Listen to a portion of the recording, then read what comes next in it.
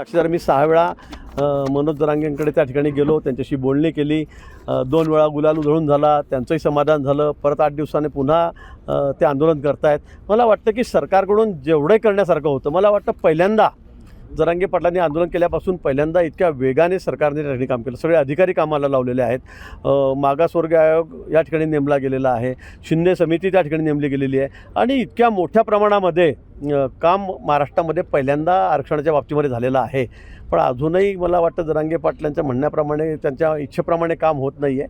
मला वाटतं कुठेतरी आपण समाधान मानलं पाहिजे. माननीय सुप्रीम कोर्टामध्ये पुन्हा आपली त्या ठिकाणी याचिका आहे, ती पुन्हा जिवंत झालेली आहे, क्युरेटिव्ह पिटिशन. मग त्यातूनही निर्णय येईल. आणि आता आम्ही परवाच अधिवेशन घेऊन त्या ठिकाणी बॅकवर्ड कमिशनच्या ठिकाणी जे मागासवर्गीय आयोग तो त्या ठिकाणी त्याला परवानगी दिलेली आहे. त्याच्या संदर्भामध्ये आता आम्ही बिल सादर केलेलं आहे, त्याला बिलामध्ये रूपांतरित केलेलं आहे.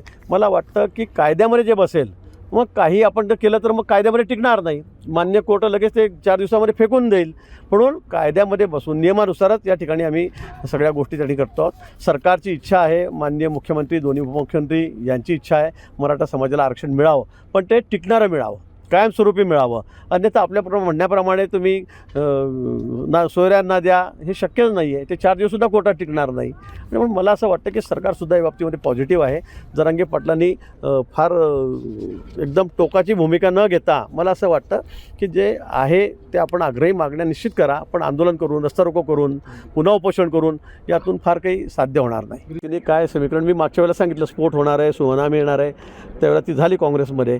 आता या बाबतीमध्ये त्यांनी सांगितलं की आमचे कौटुंबिक संबंध आहे, ते नेहमी कार्यक्रमाला हजर असतात, सार्वजनिक कार्यक्रमाला हजर असतात, दिवाळी दसऱ्याला ते एकत्र येत असतात. त्यामुळे मला असं वाटतं की त्यांचं कौटुंबिक पारिवारिक असेल. या संदर्भामध्ये अजितदारच सांगू शकतील स्पष्ट. नवीन काही स्फोट आता बघा अजून काय काय होतं आहे, तर ते दिसेल 8-10 दिवसामध्ये तुम्हाला अजून काय काय होतं राज्यामध्ये, काय काय नाही.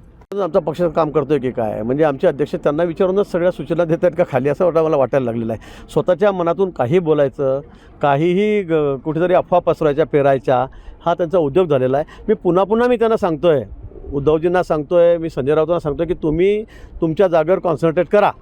आम्ही कोणी लढायचं, कुठल्या चिन्हावर लढायचं, कसं लढायचं, किती जागा घ्यायचं ते आम्ही आमचं बघू. पण तुम्ही जेवढ्या जागा घेतलेल्या आहेत त्यातून फक्त 1 जागा तुम्ही लोकसभेची निवडून आणून दाखवावी. मी पुन्हा आवाहन करतो आहे, मी 10 वेळा बोललेलो आहे. आणि त्यांनी त्यावरच कॉन्सन्ट्रेट करावं की शिवसेनेची एखादी आमच्यासोबत होते तर तुमच्या 18 जागा आल्यात.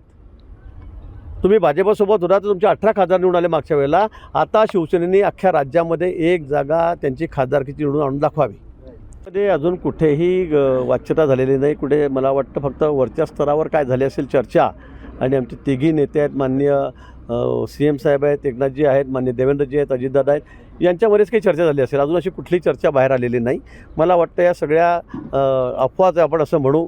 पण ज्यावेळेला आमच्याकडे एक सिस्टीम आहे भाजपची, दिल्लीहूनच केंद्रीय पातळीवरून सगळ्या या घोषणा होत असतात. त्यामुळे मला असं वाटतं की ते ज्यावेळेला अंतिम घोषणा होईल तीच खरी घोषणा असेल.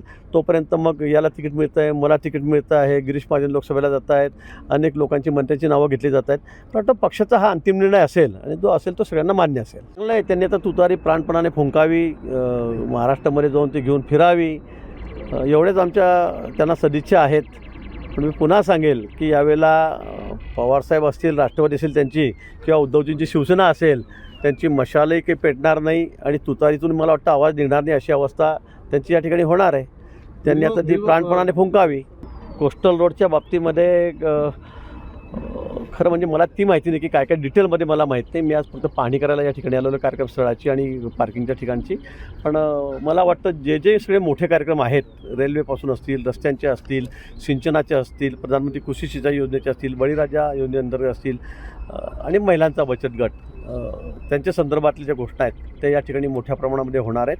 मी पुन्हा सांगेल की एवढ्या मोठ्या संख्येमध्ये आणि एवढ्या मोठ्या ग्राउंडवर आणि 2 लाखाच्या वर चेअर या ठिकाणी राहतील, खुर्च्या या ठिकाणी राहतील, एवढा मोठा कार्यक्रम पहिल्यांदाच महाराष्ट्रामध्ये या ठिकाणी माननीय पंतप्रधान मोदींच्या उपस्थितीमध्ये या ठिकाणी होतो आहे. ABP माझा, उघडा डोळे बघा नीट.